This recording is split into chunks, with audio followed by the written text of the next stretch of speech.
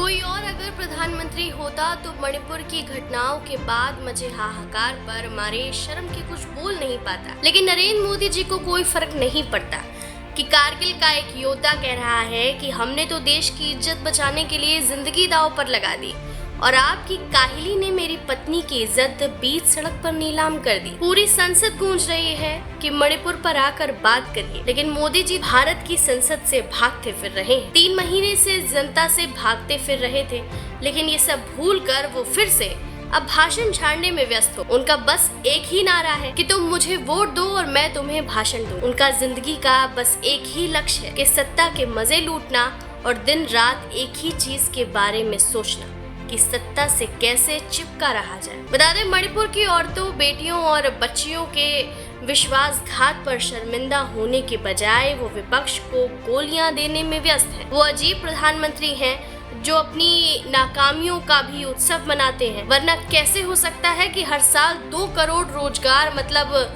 9 साल में 18 करोड़ रोजगार देने का वादा सत्ता में आए प्रधानमंत्री 70,000 नियुक्तियों के कागज लहरा कर पूरी ठिगाई के साथ कह रहे हैं कि हमारी जय बोल। वो कह रहे हैं पहले ऐसा कभी नहीं हुआ, अब सब लोग नाचो। बता दें, मोदी जी इस बात का जवाब देने को राजी ही नहीं है कि सरकारी विभागों में ही लगभग 30 लाख पद खाली हैं और राम राज्य की हालत ये है कि खुद वित्त मंत्रालय ने केंद्र सरकार के किसी भी विभाग में नए पदों के सृजन पर रोक लगा दी है। बता दें, 3 साल में 20,000 से ज्यादा छोटे उद्योग ठप पड़ गए हैं और मोदी जी मस्त हैं।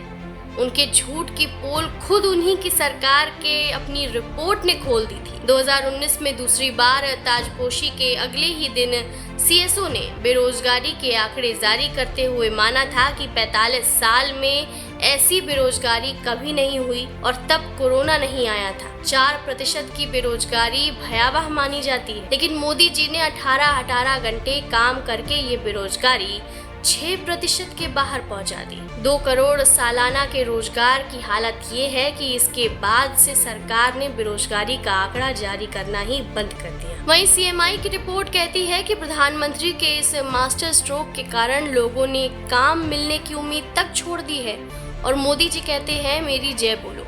मतलब कि ये देश की जनसंख्या बढ़ती जा रही है और नौकरियां जो थीं वो भी भरी नहीं जा रही, रोजगार ठप हो रहा है और मोदी जी कहते हैं मेरी जय बोल। 70,000 नियुक्तियां लेकर मोदी जी ने देश के गरीबों, बेरोजगारों, महिलाओं, कामगारों और मध्य वर्गों के जख्मों पर नमक रगड़ा और बताया ये है कि बहुत दे चुका हूँ, अब चुप होकर बस हमारी जय बोलते रहो। बता दें, मल्लिकार्जुन खड़गे ने ट्वीट करते हुए कहा कि इवेंट जीवी मोदी सरकार के मुखिया मोदी जी किश्तों में भर्ती पत्र बांटकर ऐसे बता रहे हैं कि मानो 2 करोड़ नौकरियां देने का भाजपाई वादा उन्होंने पूरा कर दिया हो। मणिपुर में मचे हाहाकार के बीच मोदी विपक्ष को बुरा भला कहने के अभियान पर निकल चुके हैं।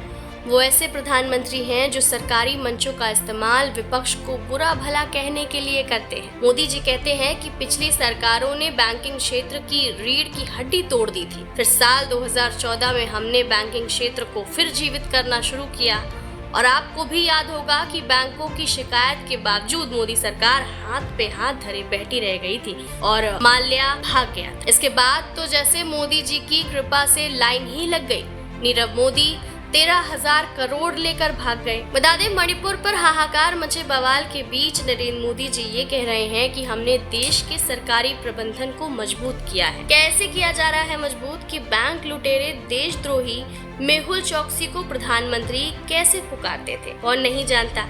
मोदी राज में तो बैंक लूट के ऐसे केस हुए हैं साहब जो अब तक कभी नहीं हुए। एक एक करके बैंक लुटेरे बैंक लूट कर भागते रहे और मोदी जी देखते रहे। मोदी जी, आप तो काला धन वापस लेने वाले थे न, लेकिन आपकी सरकार में तो सफेद धन भी लुट गया। खैर, इन सब बातों पर आपका क्या राय है, कमेंट करके जरूर बताएं।